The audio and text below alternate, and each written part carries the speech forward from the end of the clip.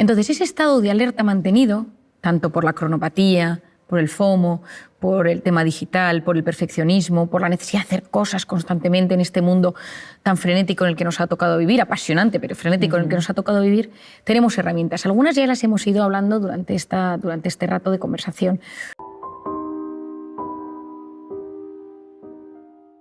Nosotros esculpimos nuestro cerebro en tiempo real según a qué prestamos atención.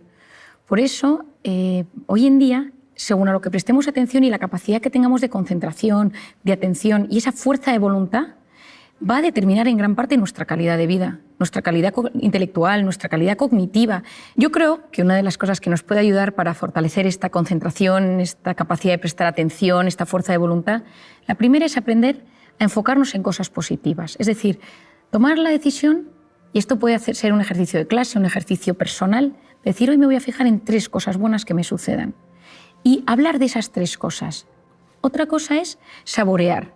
Saborear desde los sentidos. A veces estamos aturdidos de tanta hiperestimulación. Entonces de repente comer algo y decir esto sabe, ¿no? Y si hay una mezcla, pues esto aquí hay tomate, aquí hay queso, aquí hay macarrones, aquí hay guisantes. Es decir, ¿a qué saben las comidas? El frenar ese aturdimiento para de repente saborear los sentidos en los niños es algo mágico. Cuando uno consigue enfocarse en algo particular, está fortaleciendo su capacidad de prestar atención. Enseñar a los niños a discriminar, a saber dónde está el bien y el mal, a saber dar pilares seguros de criterio, porque si no te metes en Internet y no sabes dónde está lo bueno y lo malo. No sabes dónde te están engañando y dónde no. A mí me parece importantísimo volver a la lectura. La lectura es a la mente lo que el ejercicio físico es al cuerpo. Hay que leer y yo recomiendo leer en papel, porque no leemos igual en papel que leemos en pantalla. En papel leemos con más profundidad y ya lo sabemos hoy en día. Cuando uno tiene el papel, el libro va pasando la página, hay algo que surge en el cerebro donde es capaz de meterse mejor en la historia. Es verdad que con tal de leer, yo que la gente lea donde quiera, ¿no? Pero yo lo recomiendo. Y sobre todo que cuando leemos, por ejemplo, noticias, hay tantos anuncios y tantas cosas que salen que nuestra capacidad de dispersión es altísima. Yo creo que pocas cosas en esta vida, pocos piropos nos gustan tanto que decir cuando estás con alguien, esa persona tiene todos sus sentidos puestos en mí. Es decir, hay algo especial que surge, que se transforma, que aparece cuando estás con alguien y que notas que el mundo se para y solo le importa lo tuyo. Yo en mi consulta, por ejemplo, no tengo puesto un ordenador, yo escribo en papel. Por eso muchas veces tengamos cuidado. Cuando estemos con nuestros hijos, dejemos el teléfono, mirémosles a los ojos, incluso agáchate y ponte a su tamaño. ¿Cuántas veces oigo, y mis propios hijos te lo dicen, que es más importante el teléfono que yo? Por eso, cuando llegues a casa, quita el teléfono, mételo en el bolsillo, en la mochila, en el bolso, donde sea.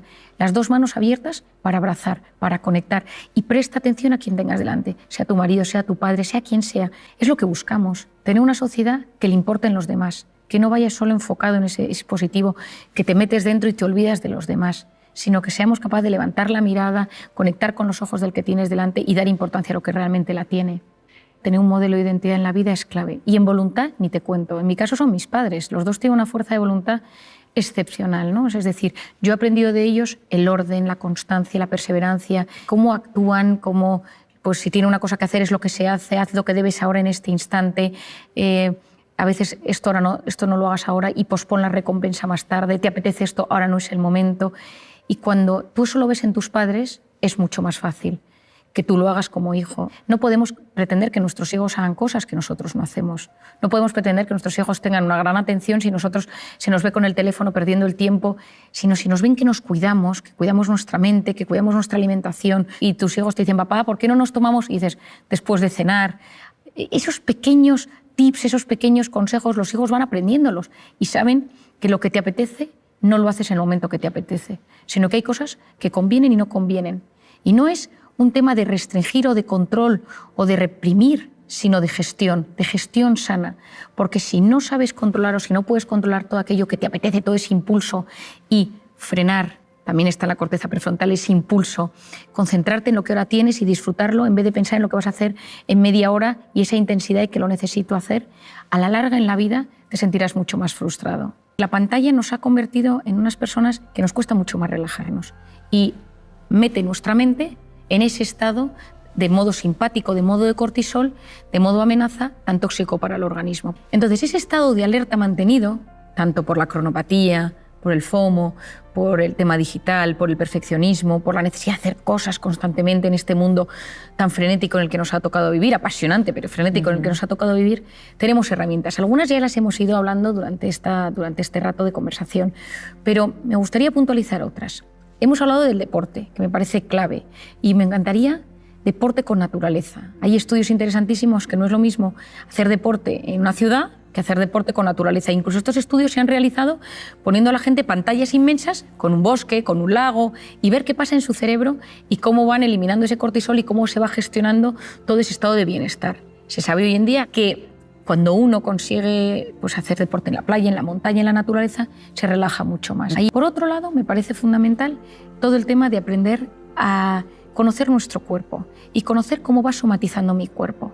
Entonces, como el primer mecanismo ante la angustia es hiperventilar, la taquipnea, esa necesidad de generar más oxígeno en el cuerpo, esas taquicardias, hoy en día conocemos una manera fácil entre comillas, de frenar ese estado rápido de taquicardias o estado de alerta. Cuando yo respiro profundamente y mantengo la respiración unos segundos y luego la saco con profundidad y ya si soy capaz de ponerle un pensamiento positivo, yo siempre digo de pensar en alguien a quien quieres mucho o un pensamiento de agradecimiento, de repente al cabo de unos minutos mi cuerpo funciona mejor. Al final no deja de ser un movimiento físico donde nosotros vamos trabajando diferentes tipos de respiración, mantener la respiración que al principio cuesta, pero como un hábito, incluso para dormir por las noches. Yo a muchas personas cuando no consiguen descansar les digo que hagan alguna técnica de respiración antes de dormir y cómo su organismo consiguen ponerse en ese estado de calma bajando al sistema nervioso parasimpático. Y hoy en día conocemos el tema del mindfulness o la atención plena. Me parece que es una técnica muy interesante de entender porque consiste en conectar con uno mismo y tener conciencia de uno mismo, de lo que siento, de cómo me siento, de las sensaciones que llegan a mi cuerpo. Es decir, hay veces que la gente lo confunde con una forma de meditar, porque todo este asunto está muy en boga hoy en día, ¿no? Yo creo que lo importante es que cada uno tenga sus propios mecanismos que le ayuden. Después de tantos años he conocido todo tipo de personas que conectan con diferentes mecanismos, que de repente les ayuda. Y lo que se sabe es que las personas que son capaces de frenar para conectar con uno mismo, con un pensamiento, decirme algo agradable que me ayude a no ser mi peor enemigo, a no hacerme autoboicot, mientras dejo pasar ese cúmulo de pensamientos negativos, ayuda muchísimo. Eso sí, medites, respires, hagas mindfulness, hay dos cosas que van a ayudar a que esto fructifique mejor. Y son dos herramientas, que es la aceptación y el abandono. Esa aceptación a que yo no lo puedo controlar todo. O ese abandono a que a veces nos angustiamos porque parece que o nosotros podemos con todo lo que llevamos en nuestra vida o nos vamos a romper.